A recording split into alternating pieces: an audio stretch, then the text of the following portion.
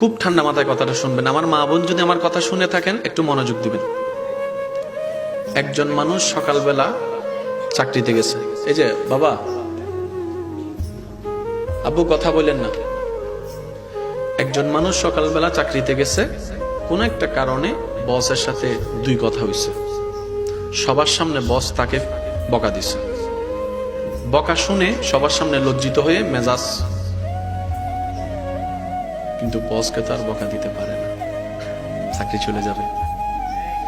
এবার সেই মানুষটা আসরের সময় ঘরে আসছে 5টা বাজে।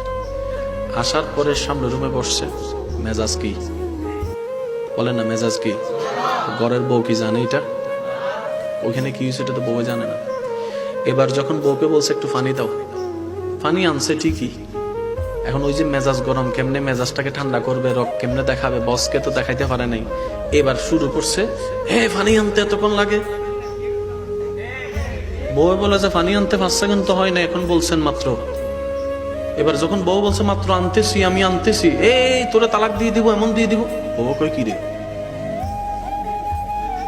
এবার পানিটা যখন নিছে, ওই যে মেজাজ সকালবেলা 10টার মেজাজ দিছে আসাস। এবার সে বউটা ঘরের ভিতরে যাইয়া বাচ্চাটা খেলতেছে, একটু কান্না করছে। এবার মা দিছে বাচ্চারে। শুরু কোথায় শেষ কোথায়? বাস্তব না বাস্তব আপনারা বলেন? শুরু 10টায়,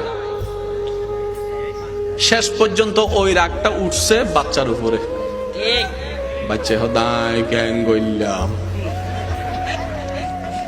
বিনা অপরাধে সাজা, বিনা অপরাধে